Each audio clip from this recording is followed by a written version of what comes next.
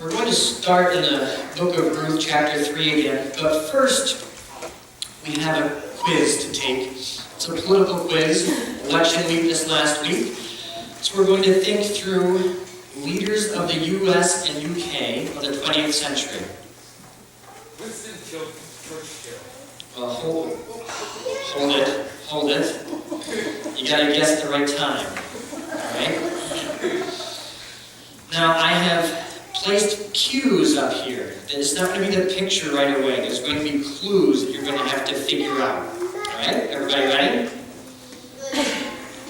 Okay. Here we go. Here's the first one. Teddy Roosevelt. Wow. I don't even know who to give a prize to, because I had a lot of complaints last weekend. I didn't provide prizes to people who did things, and I gave prizes that weren't equal, and so this is a rough job to have. Yes, right. That is like, Alicia has friends in high places. I got in trouble from the guys that were here last week that she didn't get chocolate. So I'm a little shaky. Alright. This one's going to be a little bit harder. Oh yeah, so it was Teddy Roosevelt. Now this next one's a little bit harder.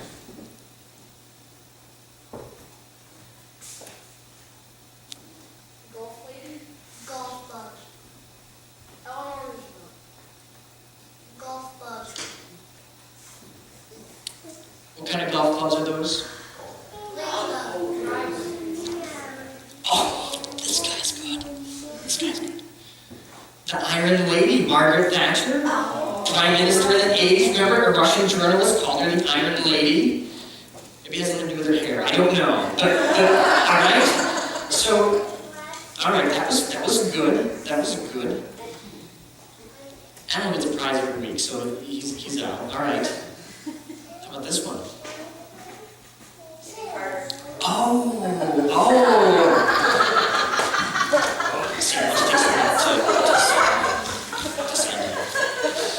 That was good, yeah! Smiling Jimmy, the peanut farmer. Yeah, alright. That's good, alright. Now this next one, Jameson has already given this one away. Alright? You knew it, right? Yes. Now what clues would you give for Winston Churchill? Cheese?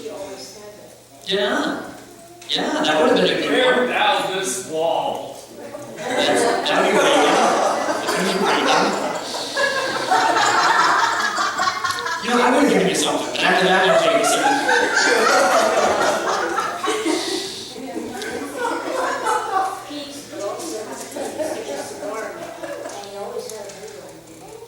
The bulldog, yeah, and his Cuban cigars, yeah. So there are distinguishing characteristics of Churchill. I think of the guy who led the country, the United Kingdom, through terrible times.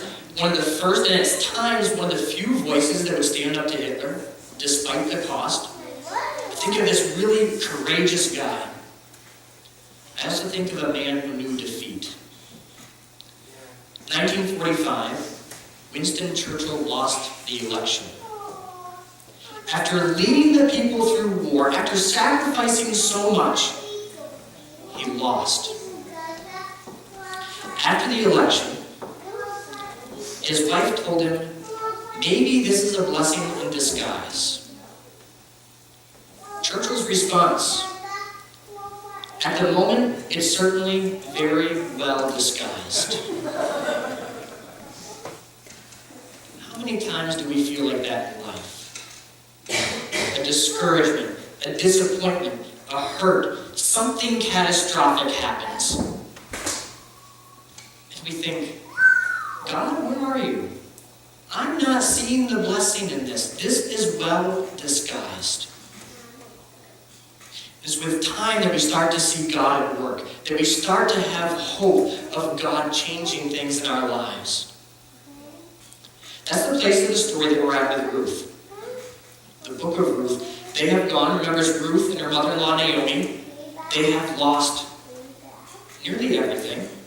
They are widows without a support net. They have moved back to Bethlehem. They don't feel like they have family. They don't feel like there's anyone that's really caring for them. A blessing? Very well disguised. What we're going to look at this morning is how God is at work and offers hope amidst that backdrop. Ruth chapter 3. This is 18 verses.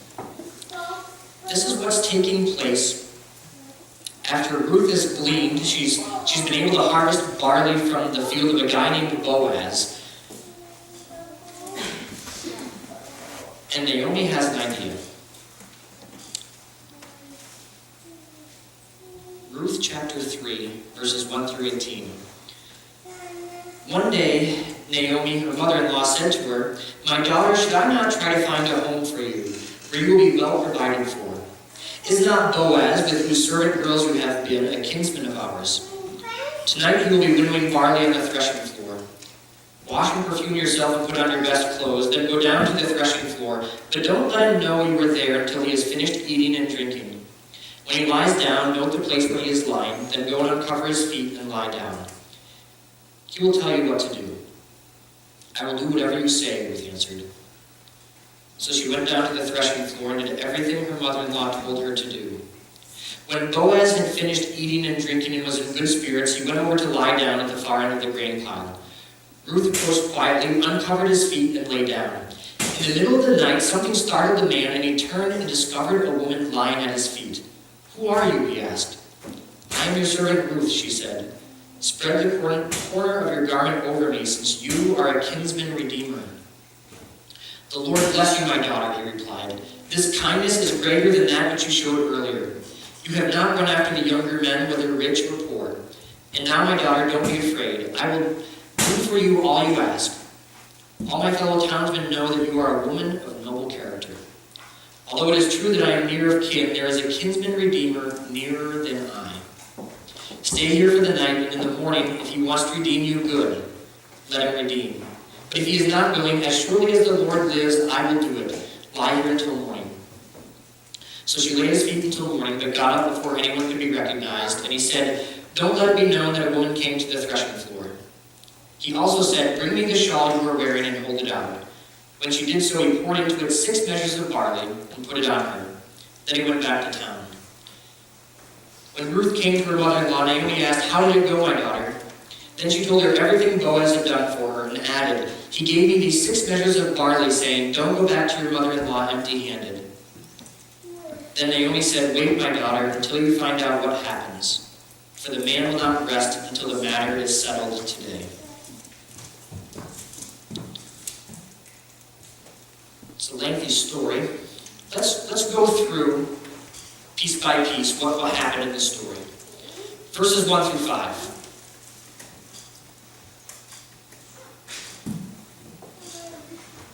Oh, it's not Easter. No.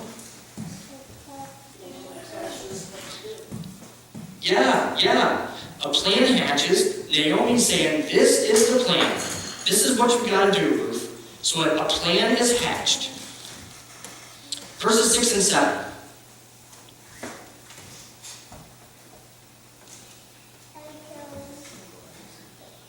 Not the most exciting part. Boaz is sleeping. That's kind of that's part of the story. Verses 8 and 9. What's going on here?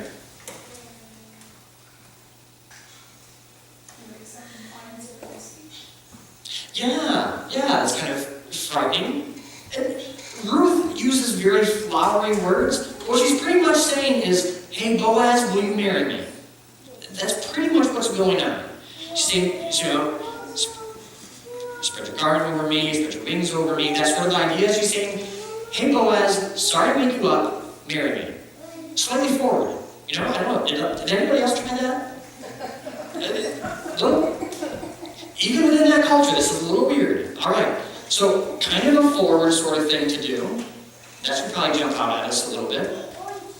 Verses 10 through 13, Boaz says, yes, maybe, somewhere in there. He says, yes, but there might be another guy. So a little bit of conflict there, but overall, Boaz is saying yes. And then in the end, Boaz gives her barley. So Boaz is meeting her needs in the long term of saying, yes, I'll marry you, I will provide for you and your family, if I can. And he's also meeting her short-term needs of, don't go hungry. To your mother-in-law.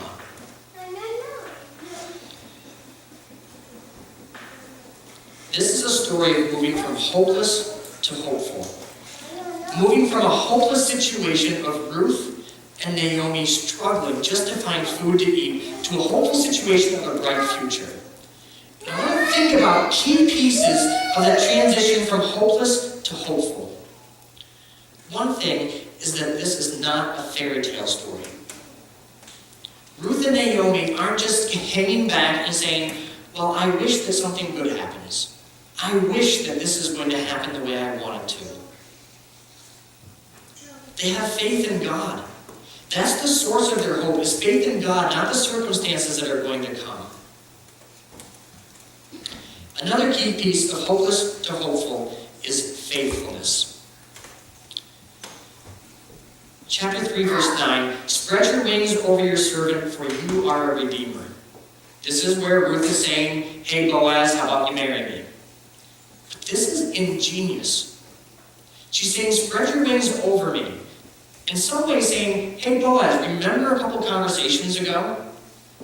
Chapter 2, verse 12. In which Boaz was telling her, Ruth, you're such a great person. You're so wonderful. And he said, and a full reward be given you by the Lord, the God of Israel, under whose wings you have come to take refuge. He said, Ruth, you're so great. You've taken refuge under God's wings. That's awesome. And now, Ruth is saying, Boaz, remember how you said, may God do good things for you? Boaz, how about you do those? Interesting. What an interesting twist. That'd be kind of frightening, you know, if you tell somebody, I'm praying for you. And then a little while later they say, you know what I asked in prayer? Can you help me with that physically? Like with hands? Like actually doing it? That's pretty amazing. Ruth is kind of bold here. That link is really important that we hold on to.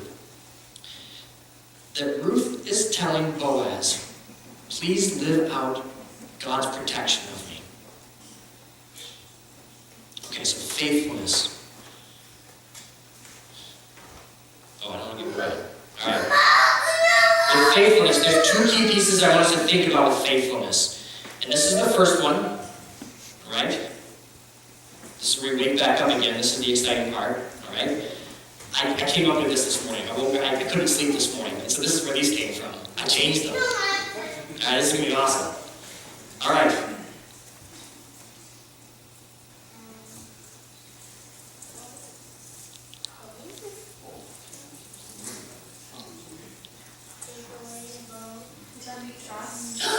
Trust.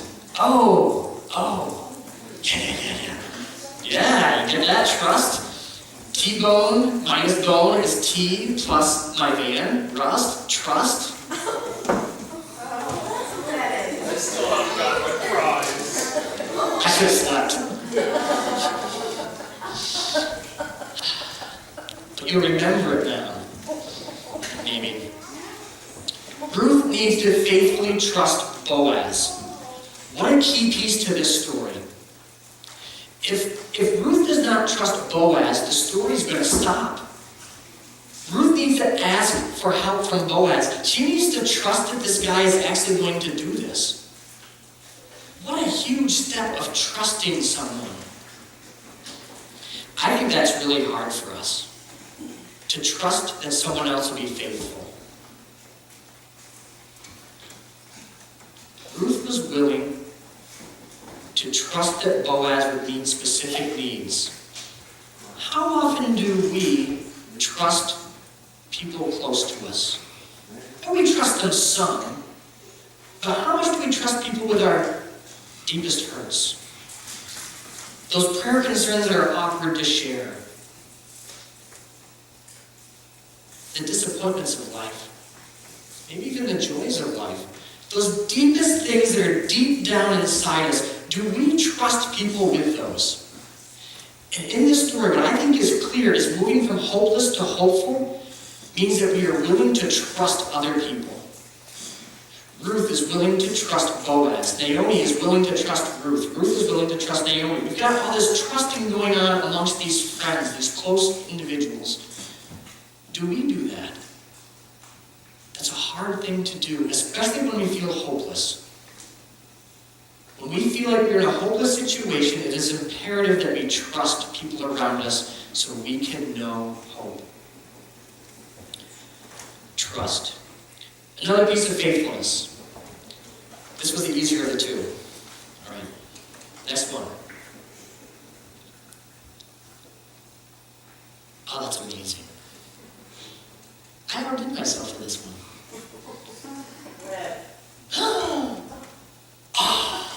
Wow. Was that good or what? Yeah. Live. L plus beehive plus a negative B, which is minus, so beehive, hive, minus H is I've, live, live. I'll sleep next week. That's it. That's it. I feel underappreciated. Okay.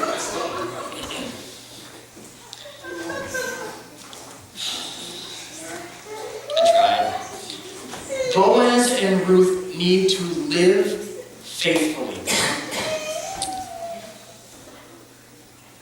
Boaz and Ruth need to live faithfully. This story hinges on Boaz and Ruth being obedient. Ruth needed to listen to Naomi's advice. Naomi had some godly advice. This is the plan. She hatched the plan. And Ruth needed to say, yes, I'm going to do that. That's a good idea, that's a good plan. She needed to be faithful. She needed to live it. Boaz needed to live faithfully. When Ruth said, hey buddy, how about you marry me, spread your wings out? He needed to be faithful in fulfilling his duty. Same is true for us. Of moving from hopeless to hopeful, we need to live faithfully. This story goes a little bit further with this. This idea of living faithfully, there's an element of self-control in this story. Let's be honest about this story. It is an awkward story. A lady showing up in the middle of the night and covering some guy's feet. With the Hebrew, in the Hebrew, the wording that's chosen gives you the feeling of, I don't know what's happening in this story. This is kind of weird. We don't know. And so it's building this element of, are they going to make the right choice? Are they going to make a mistake? Are they going to be obedient? What's going to happen? And by the time we reach the middle of the story, it's clear that these people live faithfully. Despite the circumstances, despite how awkward it is, they decide they're going to faithfully follow God. It's a hinge moment. And there's a guy, there's a woman, there's nobody else. They've decided they're in love. It's an awkward time. But they decide to draw the line and say, we are going to follow God. And this is an interesting thing about living obediently, is that it's not just a matter of saying no. Quite often we think of faithful living, I say no to illegal things, I say no to things the Ten Commandments say, I say no to this, no to that. And that's true, but it's so much more. This story brings out the idea that living obediently means we get to live God's hopeful plan. The decision that they make here is this hinge moment of they are a part of God's plan that leads to Jesus Christ. They are a part of this great plan that leads to King David and this idea of redemption for a nation. It's amazing that faithful living brings that out. It's not just saying no.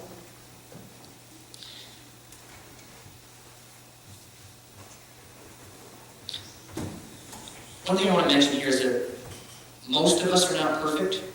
Maybe one or two of you, but most of us are not. And we have not had self-control of some sort. We have failed in some way, but we're reminded in 1 Corinthians chapter 6 of God's forgiveness and that we always start fresh. When we ask for forgiveness, we have the opportunity to follow God fully and live obediently.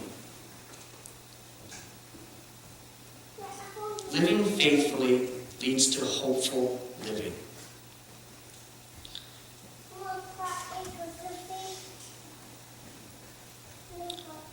And developing an idea of strategic hope.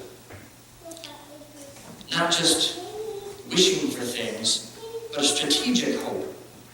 That hope in God points us to want to do something. We have to see that with the trajectory of Naomi, the mother-in-law. Back in chapter 1, she said, "Don't call me Naomi, call me Mara. I am bitter." By the time we get to chapter 2, she says, "You know what? I have hope because God is blessing us in this way through Boaz, this guy who lets my daughter-in-law lean in the fields and get food. We're not starving to death. This is good. This is hopeful." But it doesn't stop there.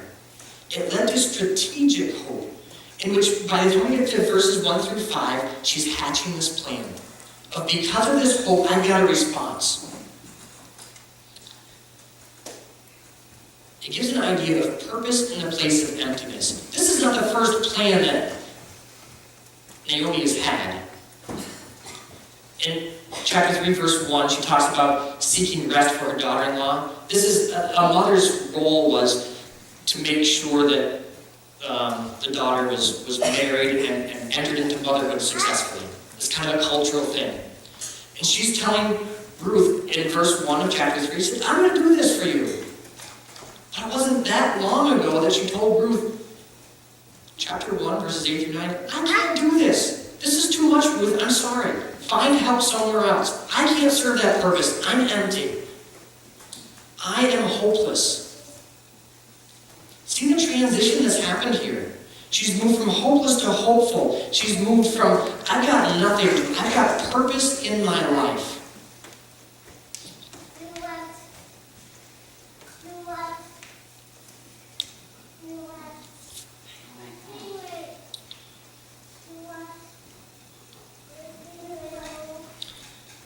Living on purpose.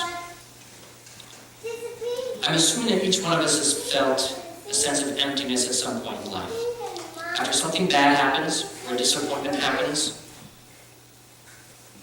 you kind of wonder, what's my purpose? You see that with Ruth and Naomi. They must have struggled with that, but they moved from being hopeless to being hopeful that God would work through them, that they would have a purpose. The key to grasping that from the story is right here. It's penguin. But there's something more to the penguin.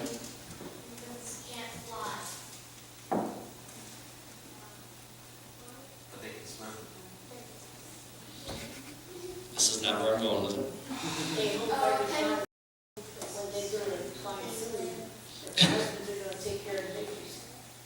Man, the penguins are deeper than I thought for. There's a lot to the penguins. She's got to drop it for that, man. I feel like it's significance of penguins. That's, whew. Yeah.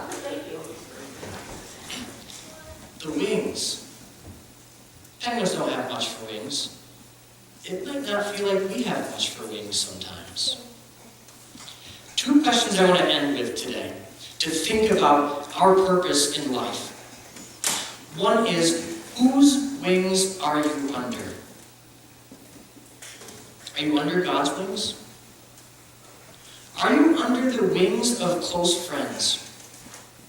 People who look out for you, people that you can share things with, people who help you and spur you on. Whose wings are you under? Moving from hopeless to hopeful, rest on being under someone's wings. Second question. Who is under your wings? Might be a family member, members, might be friends, might be co-workers, might be all sorts of things. Who is under your wings? Are you living faithfully for them? There is tremendous purpose in both of those. Each one of us has tremendous purpose in whose wings we're under and who is under our wings. I hope that we don't lose sight of that.